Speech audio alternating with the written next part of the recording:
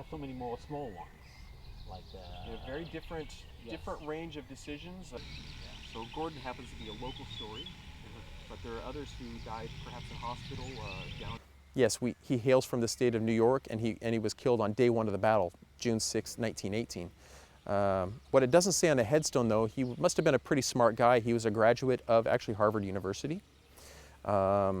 And he didn't last long in combat, as many men did not, just because he was a leader of men. And in order to lead men, as it were, he needed to be out front. And the actions in which it cost him his life was he was helping move his men into position to provide supporting fire with a trench mortar. He was part of a heavy weapons platoon. Again, we're talking, this is the first few hours of the battle between the villages of Bourèche and Vaux. So a short 10, 15-minute walk from here is where he fell on the field of battle. Well, you're right, but he may have been at a hospital in that area or a hospital somewhere else.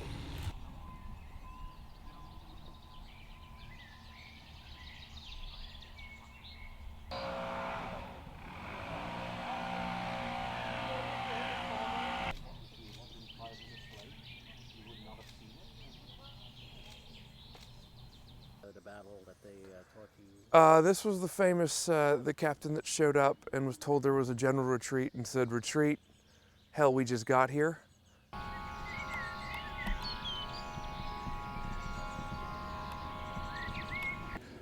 We should remember all of this. The verdant green fields of France that were stained with the blood of several million young men from all the countries of Europe. And we have to remember to not repeat the mistakes of the past. That was. Do you know where the sapling of the Macron came from? Would have seen in front of him, and you just imagine that on the road where you see those cars passing by, those are the American troops which are about to. Is a very steep slope, very dense foliage because we're in June, like now, and there's been no fighting here. So.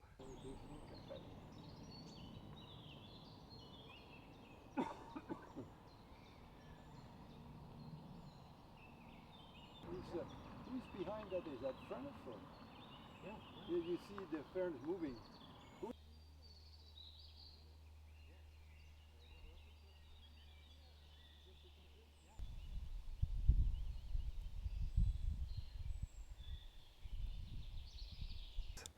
And it started as a very intensive battle because the Americans attacked without much preparation, especially with a very little artillery preparation, but a lot of gusto, I have to say, a lot of courage.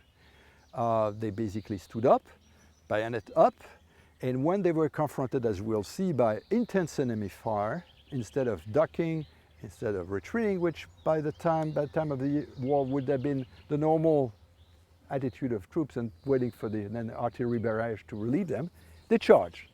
The remains of someone they have not identified. So they say, he rests honor and glory, an American soldiers known but to God. They kept fighting against the Germans into that wood, and the Germans stayed into that wood to fight against the Americans because it became something different. It became a test of wills between the German army and the American army. And why was that?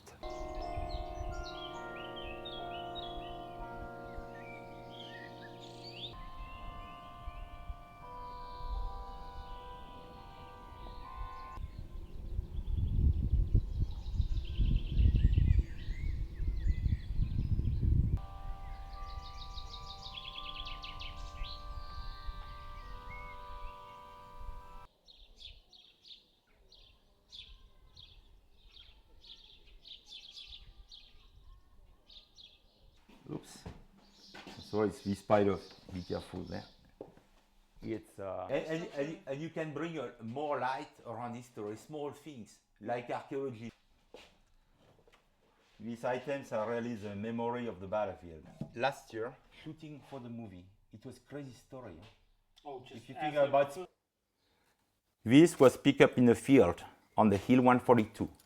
The first fight, the first attack by the Marine on June 6 early in the morning, when they were crossing that first open field in front of German machine gun.